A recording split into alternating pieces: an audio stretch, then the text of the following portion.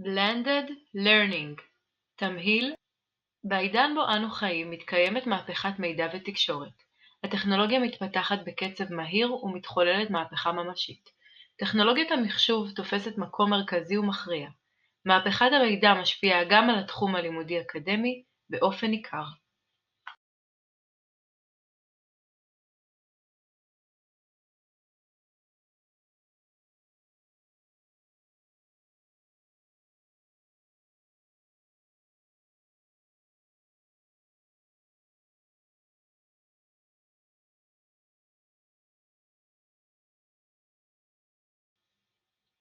היא נקראת גם למידה משולבת.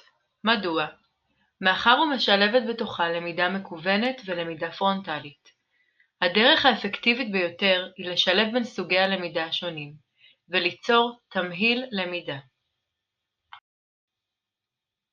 למידה שכזו מקדמת את עצמאות הלומדים, מאפשרת התאמה אישית מבחינת זמן, מקום ואופן הלמידה, מאפשרת יצירת קשר אישי מורה-תלמיד, מתן משוב מיידי ותכנון חומרי למידה ייחודיים ומתאימים. וזה לא הכל. ניתן גם לעדכן תוכן בקלות יתרה. הלומדים נחשפים למקורות ידע נוספים. התלמיד לומד ממקורות שאינם רק המורה או המורה.